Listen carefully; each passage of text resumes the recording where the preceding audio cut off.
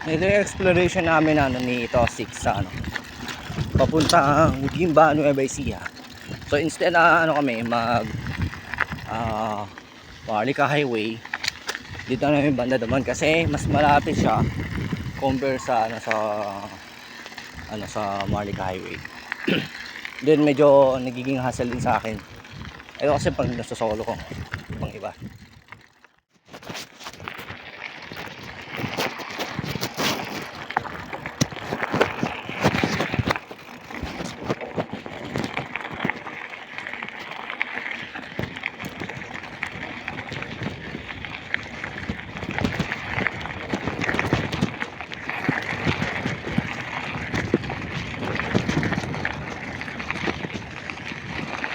Ito sa totoo lang, hindi ko in-expect na makakakita pala ako ng ganitong daanan sa journey ko papunta sa mismong destination ko.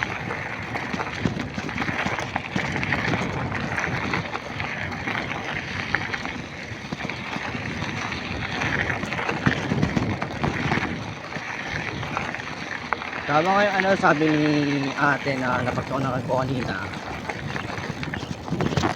mas punta daw dito solo, tapos after ng sementadong bahagi pa na siya yung bukid.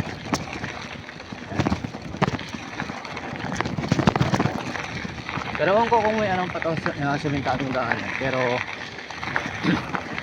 basta ang kon nito dire-diretso lang.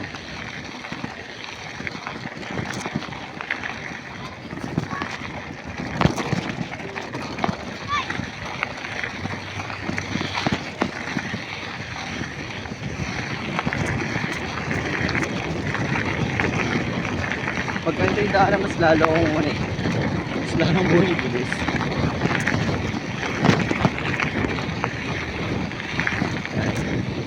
Buti ka lang may ganito pang daan dito. Pero hindi yan expect ha.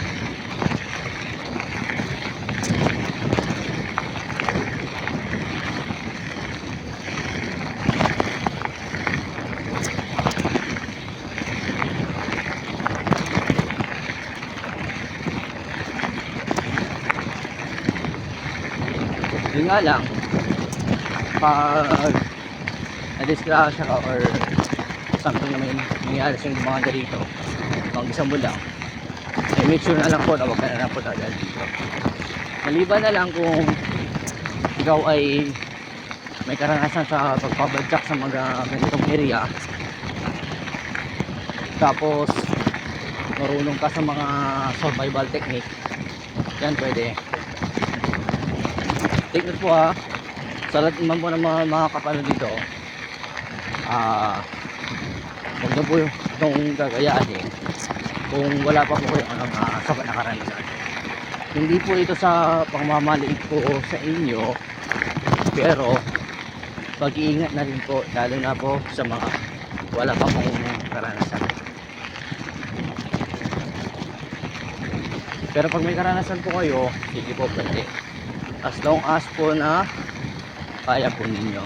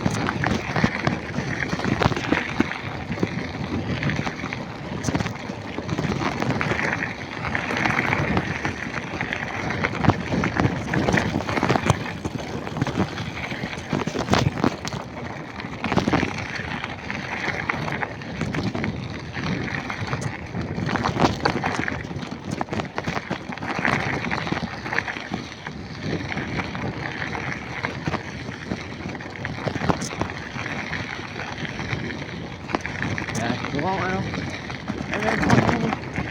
meron pa, akala ko simentado yung daanan. Oops, butas. Sa ngayon may ikon dito. May sementadong daanan pero yun o, nakikita nyo doon yung mga motor. Medyo ikon po konti. Ayan. May sementadong daanan doon. Siguro baka doon na magkakat yung video or ewan ko ba diretso pa to. Pag titignan ko kasi yung mapa, makakat na yung video.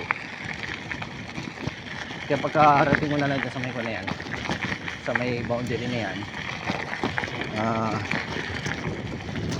doon na ako ano, doon mo na ikakat yung video.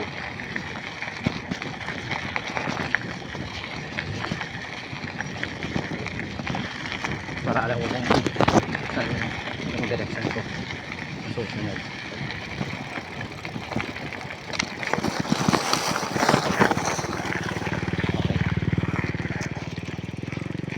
Sinagado nito, titignan ko kung ito nga ba yun.